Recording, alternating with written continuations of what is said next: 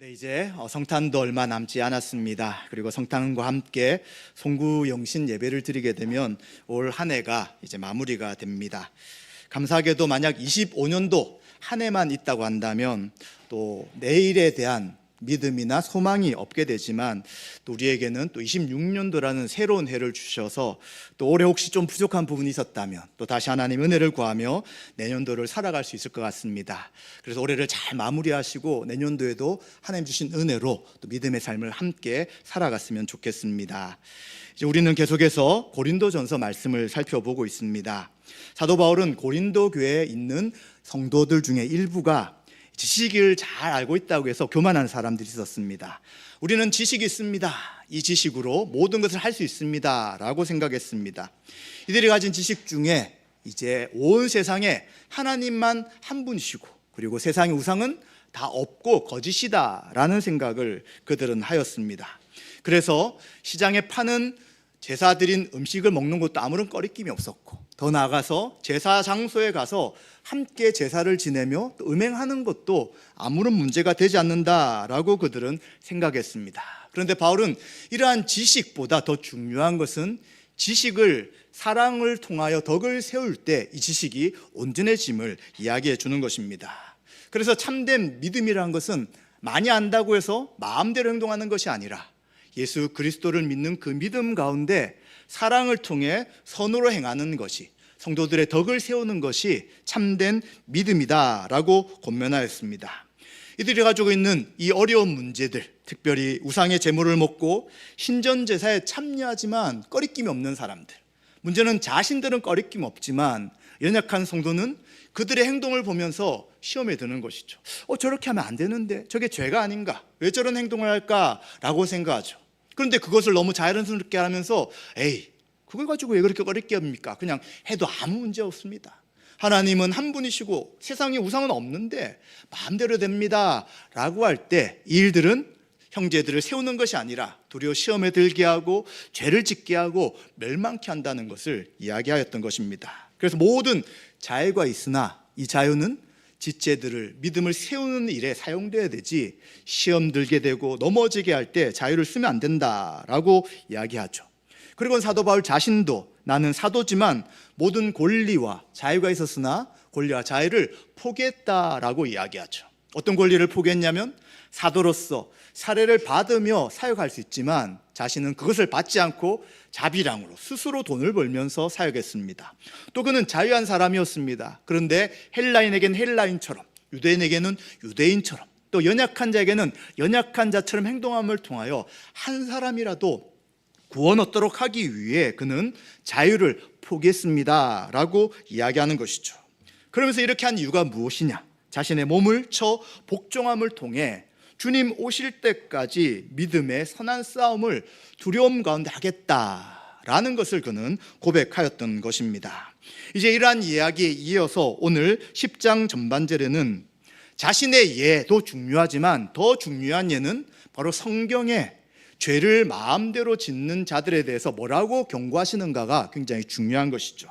그래서 구약에 있는 이스라엘 백성들의 예를 통해서 죄에 대한 하나님의 심판을 두려워하지 않고 나 섰다라고 생각하는 사람들에게 선자들은 넘어질 것을 조심하라는 말씀을 통해서 믿음의 권면을 해주고 있습니다. 따라서 우리도 오늘 말씀을 통해서 선 줄 알면 넘어질까 조심하라는 제목을 통해 함께 은혜를 나누기를 소망합니다. 자, 먼저 1절 5절에 보시면 이스라엘 백성들에 대한 이야기가 나옵니다. 사실 이것이 구약에 있는 이야기이기 때문에 좀 생소할 수 있지만 간략간략하게 말씀드릴 테니 어떤 내용인지 함께 들어보시면 좋겠습니다. 이스라엘 백성들은 다 애굽, 지금으로 말하면 이집트의 종살이를 하고 있었습니다. 포로로서 노예로 삶을 살아갑니다. 그런데 우리가 잘 아는 지도자 모세를 통해서 하나님께서 이스라엘 백성들을 애굽에서 이집트에서 나오게 하셨습니다. 그런데 이집트에서 나왔을 때 이들에게는 어려움이 있는 거죠. 그 지역이 다 광야예요. 어떻습니까? 광야? 사막. 가보신 분도 있겠지만 저는 가보지 않았으나 여러 가지로 들게 되면 굉장히 뜨겁고 낮에는, 밤에는 굉장히 추운 곳이 광야입니다. 그러면 보호할 것이 필요하죠. 어떻게 하나님이 보호하시냐면 낮에는 구름 기둥으로 해를 가져주시고요, 밤에는 불기둥으로 그들의 추위를 이제 해결해 주시면서 그들을 인도하셨다고 이야기합니다. 그런데 몇 사람만이 아니라 모든 이스라엘 사람들이 다 구름 기둥과 불기둥의 보호를 받으면서 광야 생활을 하게 되었습니다. 또 그들이 이제 광야를 건너가는데 이제 시내산을 지나가지고 그들의 갈 땅은 가나안 땅입니다. 그런데 그 앞에 무엇이 놓여져 있었냐면 홍해 바다가 놓여져 있는 것이죠. 뒤에서는 이제 마음이 변심한 애굽의 왕 파라오라고 하는 바로가 군대를 보내어서 그들을 쫓아와서 잡기 위해 오고 있습니다. 앞에는 홍해, 뒤에는 애굽 군대가 있게 되는 것이죠. 이러한 상황 속에서 하나님이 어떻게 하시냐면 이 홍해 바다를 마른 땅처럼 건너가게 하셨다라고 이야기합니다. 모세를 통해서 지팡이를 홍해에 대었을 때에 이제 바람이 불게 됩니다. 동풍이 불면서 점점 물길이 이제 걷어지게 되고, 그리고 축축했던 땅이 마른 땅처럼 되어서 어른 남자만 60만 명, 아이들 포함하면 200만 명 되는 많은 사람들이 그곳을 지나가게 되었다라고 성경은 말씀하게 되죠. 그런데 이러한 홍해를 건너간 사건을 지금 사도 바울은 어떻게 해석하게 되냐면 이집트의 지배에서 벗어나 하나님의 백성이 되게 되는 것, 즉 세례로 이 사건을 설명해 주고 있는 것입니다. 그래서 이스라엘의 모든 백성들이 홍해를 지나감을 통하여 그들이 세례를 받은 것이다 라고 이야기하는 것이죠. 또 그리고 이들은 신령한 음식을 먹고요, 신령한 음료를 마시게 됩니다. 어떻게 먹고 마셨냐면 이들이 이집트에서는 고기를 잘 먹었습니다. 근데 광야에 무슨 고기가 있겠습니까? 사막인데. 그래서 고기를 달라고 이제 원망불평합니다. 그때 하나님이 뭘 주냐면 메추라기를 주셔서 메추라기를 충분하게 먹게 하신 것이죠. 사람의 생각으로는 얻을 수 없었던 고기를 하나님이 주셨기 때문에 신령한 음식이다라고 이야기합니다. 그리고 신령한 음식은 출애굽기 17장과 민수기 10장에 보시면 호렙이라는 산에 바위가 있었습니다. 또 이들이 불평원망해요. 사막이니까 물이 충분하지 않잖아요. 물을 왜 안 줍니까? 라고 불평할 때 이제 하나님께서는 모세에게 바위를 지팡이로 치면 그곳에서 물이 나올 것이다 라고 말씀하셨습니다. 이제 모세를 통해서 실제 그 바위 위에서 물이 흘러나오게 되었죠. 이것을 바로 신령한 음료를 마셨다라고 이야기합니다. 자, 지금 사도 바울이 왜 구약의 이야기를 하게 되냐면 구름 기둥과 불 기둥으로 보호하시고 또 홍해를 건너가고 신령한 음식과 신령한 물을 먹는 모든 것은 이스라엘 모든 백성들에게 다 공통적으로 주셨다는 것을 이야기해 주시는 것이죠.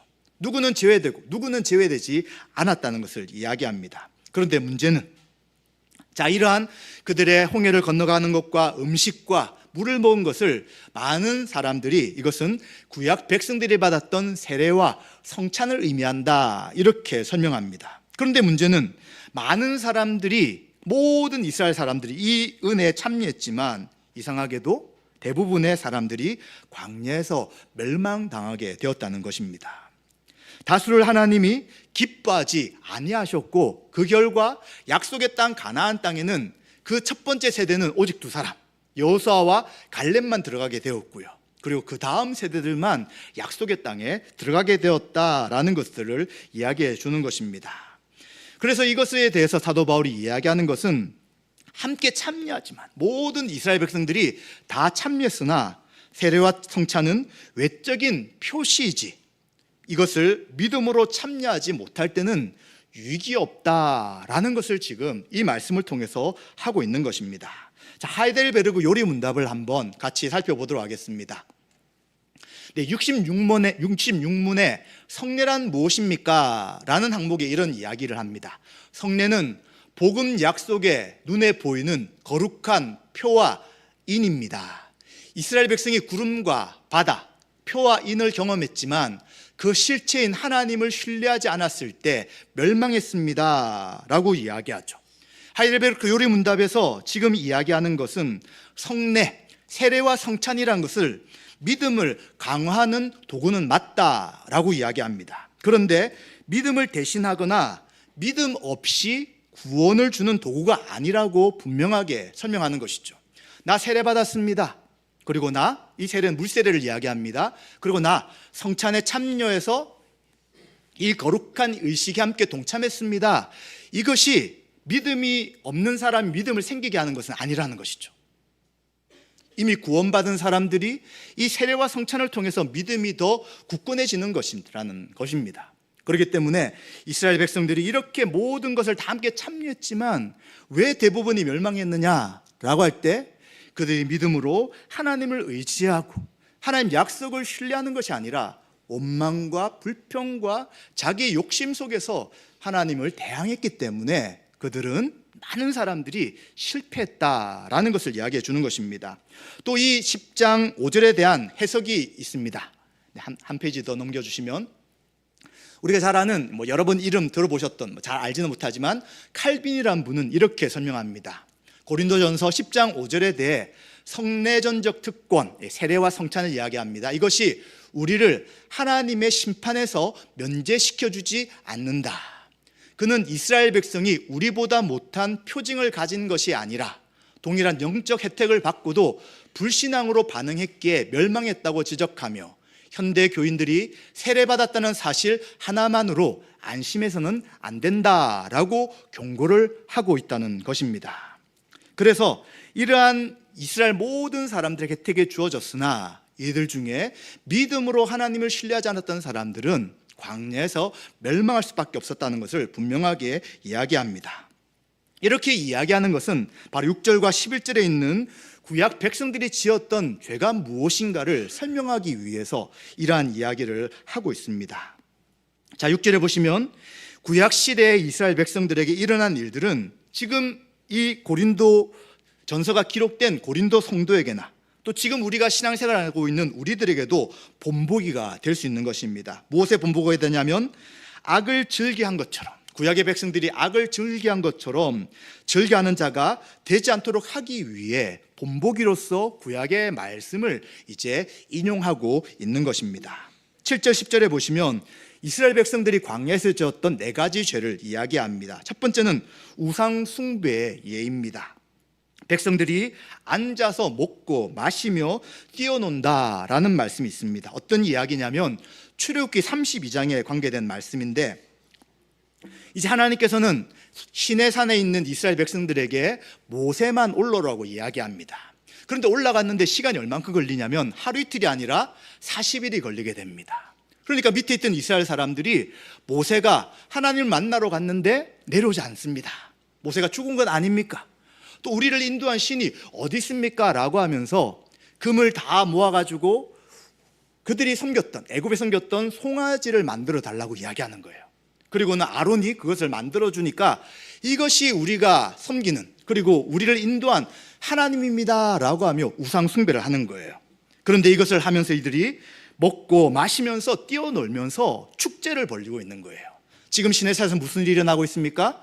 하나님이 모세에게 하나님의 계명인 10계명을 주고 있는데 이들이 10계명에 있는 그 우상 숭배하지 말라는 그 말씀을 바로 어기면서 죄를 짓고 있는 것을 이야기해 주는 것입니다. 그래서 고린도 성도들에게 이 예를 들면서 우상 숭배에 참여하는 것은 죄입니다 라고 이야기하는 것이죠. 또 두 번째는 음행에 대한 예입니다. 모압 땅 시딤이라는 곳에서 일어난 음행 사건을 이야기합니다. 지명은 잊어버려도 괜찮습니다.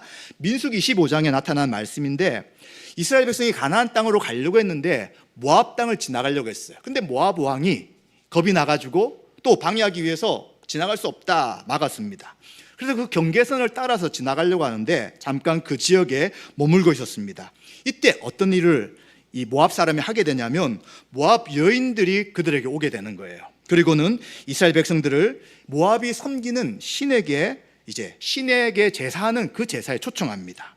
그리고 이스라엘 백성들은 그곳에 함께 참여해서 먹고 마시죠. 그리고 그 신들에게 절하는 거예요. 더 나아가서 그 이방 여인들, 모압 여인과 음행하는 죄를 짓게 된 것이죠. 이 죄에 대해서 이야기하는 것입니다. 그래서 고린도교 일부 성도들이 우상 제사에 참여해서 음란한 의식을 행하는 것은 죄이기 때문에 그러한 일에 동참하지 마십시오 라고 말합니다. 또 세 번째는 이스라엘이 주를 시험한 예를 설명하고 있습니다. 광야에서 음식과 물로 인해서 그들은 하나님께 원망합니다. 또 하나님께 시험합니다. 하나님, 우리를 죽게 하시기 위해서 이곳으로 이끌었습니까? 항상 이들이 말한 게 뭐냐면 애굽으로 돌아가고 싶습니다. 이집트로 다시 돌아가고 싶습니다 라고 그들이 원망 불평하는 거예요. 그래서 하나님께서는 하나님을 시험하고 원망한 자들에게 불뱀을 보내셔가지고 불뱀이 물어서 죽게 만들었습니다. 그런데 이제 하나님이 다 죽이지 않으시고 불뱀에 물린 자들이 살아날 수 있는 길을 제시하는데, 놋뱀을 만들어서 나무 가지에 들 때 그 나무가지에 달린 놋뱀을 보면 살게 하실 것이다 라고 모세를 통해 말씀했어요. 근데 안 믿죠. 지금 내가 물려 죽게 됐는데 무슨 저 나무가지에 놋뱀을 쳐다봅니까? 쳐다보지 않은 사람은 다 죽었어요. 그러나 그것을 쳐다본 사람은 살게 된 것이죠. 이처럼 고린도 교회 성도들이 주를 시험하지 말고 온전히 믿어야 된다라는 것들을 이야기하는 것이죠. 그리고 마지막 네 번째는 원망함에 대한 예를 이야기합니다. 이스라엘 백성들이 여러 번 하나님과 모세를 원망하였습니다. 마찬가지로 고린도 교회가 지도자 및 서로를 원망함으로 하나님을 원망하지 않도록 조심하십시오. 이 원망하는 것도 결국은 죄입니다 라고 이야기하는 것이죠. 이처럼 구약의 이스라엘 백성들이 멸망당했던 이야기를 네 가지를 가지고 이야기하면서 구약시대에 일어난 이스라엘 백성의 이야기지만 이것은 모든 세대를 살아가는 하나님 백성에게 본보기가 된다는 것을 이야기해 주는 것입니다. 특히 말세, 예수님 오신 초림과 재림을 살아가는 고린도 성도들을 깨우기 위해서 이 구약의 예를 들고 있는 것이죠. 그렇다면 우리는 어떨까요? 우리도 마찬가지로 초림과 재림의 시간을 살아가고 있습니다. 동일하게 이 경고는 우리에게도 하시는 경고이기에 이 경고의 말씀을 듣고 이스라엘 백성이 지었던 그 죄에 빠지지 않도록 날마다 믿음의 선한 싸움을 해야 되는 것입니다. 그래서 사도 바울은 이러한 구약의 예를 들면서 이제 12절과 13절에 선 줄 알고 있는 사람이 혹시 있습니까?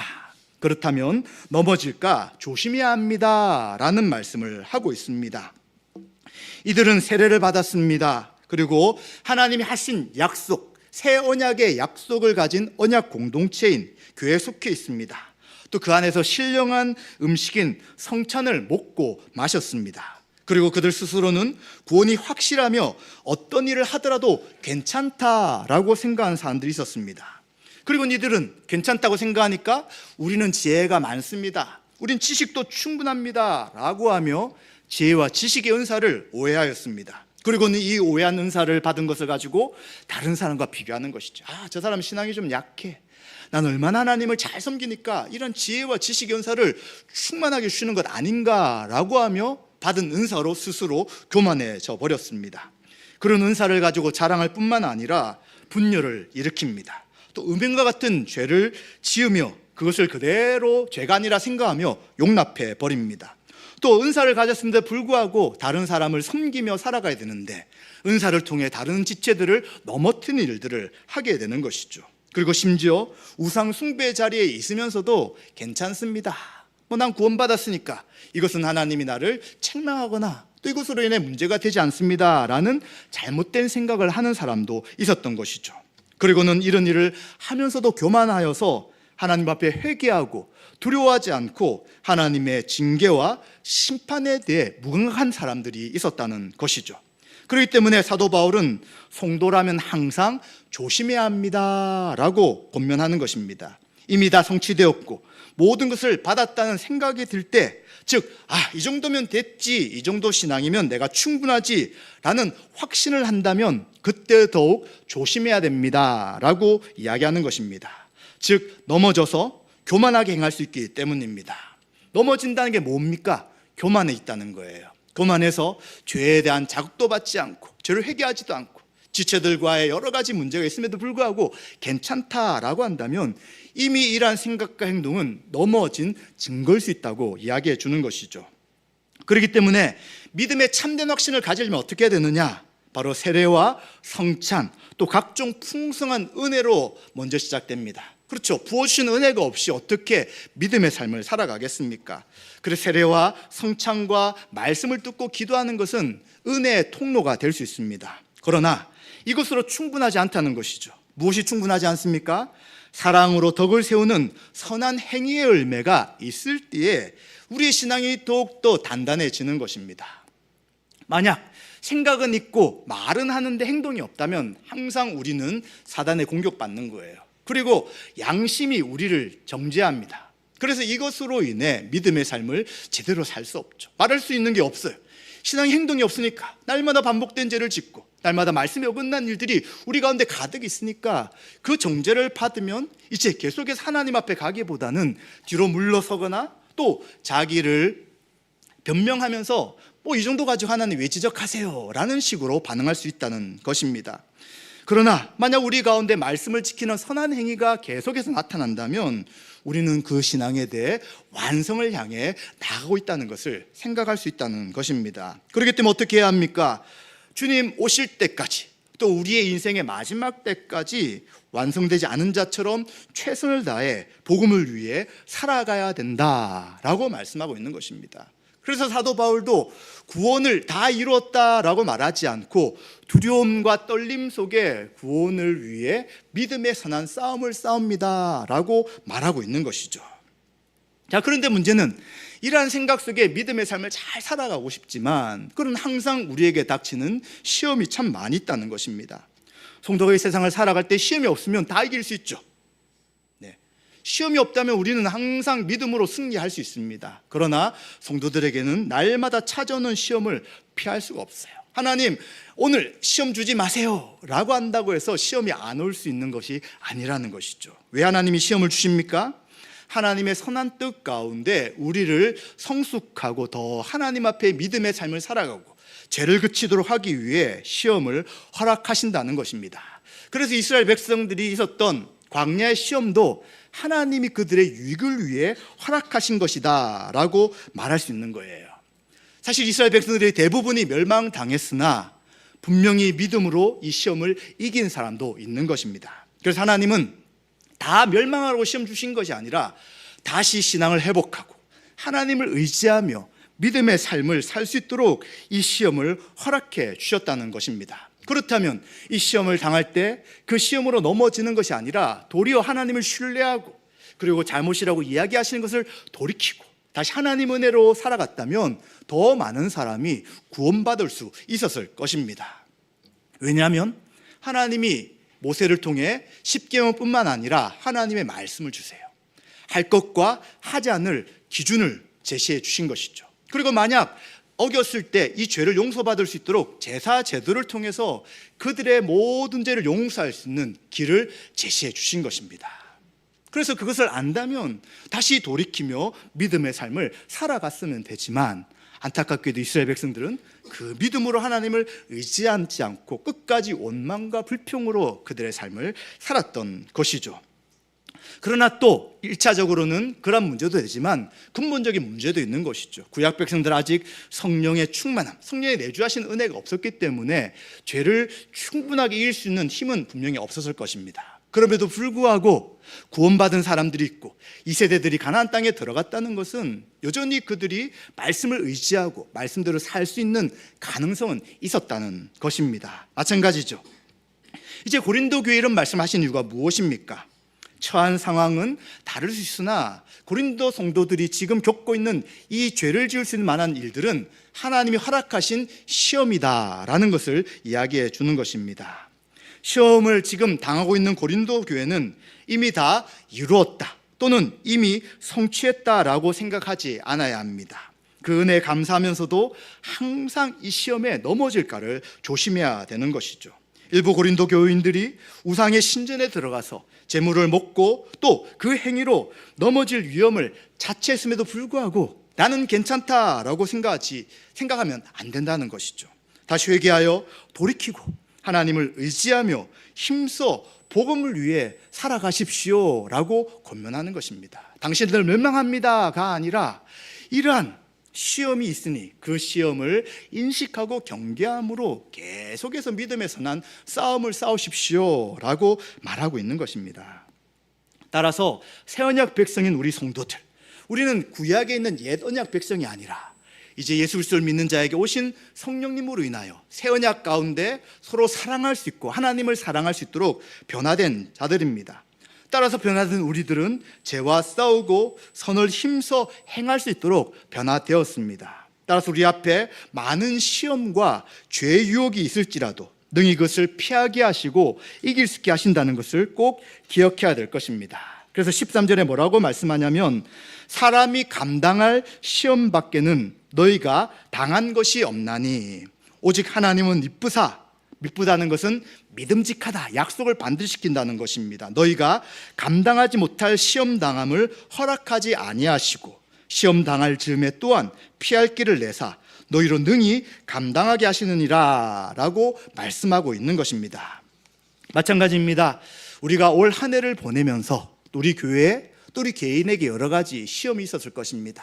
이 시험은 하나님이 우리를 싫어하셔서 주신 것이 아니라 이 시험을 잘 감당하도록 주신 것임을 기억해야 합니다. 따라서 이 시험이 우리 앞에 있다는 것을 인식하시고 혹시 내가 시험에 넘어진 것 있다면 다시 회개하고 하나님의 은혜를 구하고 다시 시험을 승리할 수 있도록 하나님의 도우심을 구하기 바랍니다. 또 일이 혼자서 잘 되지 않을 때가 있습니다. 옆에 있는 신앙이 좀 더 성숙한 지체들이 있다면 그들에게 기도를 부탁하고 이 부분에서 내가 잘 극복할 수 있도록 같이 도와주십시오 라고 한다면 우리는 또다시 믿음의 선한 싸움을 할 수 있을 것입니다. 이제 올 한 해가 얼마 남지 않았습니다. 우리의 신앙생활을 다시 한 번 더 돌아보시고 혹시 우리가 고린도 성도들이나 이스라엘 백성들처럼 죄 가운데 있음에도 불구하고 죄가 아니라고 하거나 또 죄를 짓고 살아감에도 불구하고 나는 구원받았으니까 괜찮다라고 섰다라고 생각하지 마시고 날마다 주님 오실 때까지 두려운 마음으로 믿음의 선한 싸움을 감당하심을 통해 피하게 하시는 그 시험을 날마다 넉넉하게 감당하시며 또 시험의 이김을 통해 하나님 앞에 영광 돌리시는 저와 여러분들의 믿음의 삶이 되시기를 주님의 이름으로 축원드립니다.